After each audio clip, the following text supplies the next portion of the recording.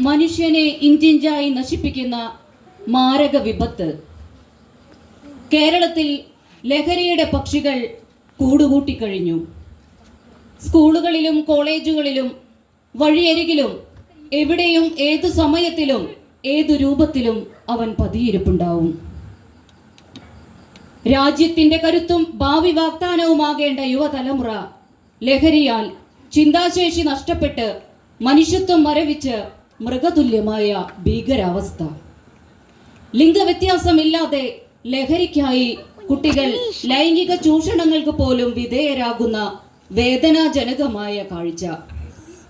ജാതി മത വർഗ പ്രായ വ്യത്യാസമില്ലാതെ ലഹരിച്ചുഴിയിൽ അകപ്പെടുന്നവരും അതുമൂലം കുടുംബ ബന്ധങ്ങൾ ശിഥിലമാകുന്ന, അതിക്രമങ്ങൾ നിത്യസംഭവമാകുന്ന, ആത്മഹത്യയും കൊലപാതകവും വർദ്ധിക്കുന്ന നമ്മുടെ സ്വന്തം നാട്. കൂട്ടുകാരുടെ നിർബന്ധത്തിന് വഴങ്ങി മയക്കുമരുന്നിന് അടിമയാക്കുന്ന മക്കൾ ലഹരിക്കുള്ള പണം കിട്ടാതാകുമ്പോൾ പൊന്നുപോലെ വളർത്തിയ അച്ഛനെയും അമ്മയെയും സഹോദരങ്ങളെയും കൊലപ്പെടുത്തുന്നതും കുടുംബത്തെയും എല്ലാം നശിപ്പിക്കുന്നുവെന്ന് തിരിച്ചറിയുക. ജീവിതത്തിന്റെ സൗന്ദര്യം മുഴുവൻ നഷ്ടപ്പെട്ട ചെറുപ്പക്കാരെയും താലോലിച്ചു വളർത്തി വലുതാക്കി സ്വപ്നങ്ങൾ കൈമോശം വന്ന് ജീവന് വേണ്ടി കേഴുന്ന രക്ഷിതാക്കളെയുമല്ല കേരളം കാണേണ്ടത്. ലഹരി മുക്തമായിരിക്കട്ടെ നമ്മുടെ നാട്.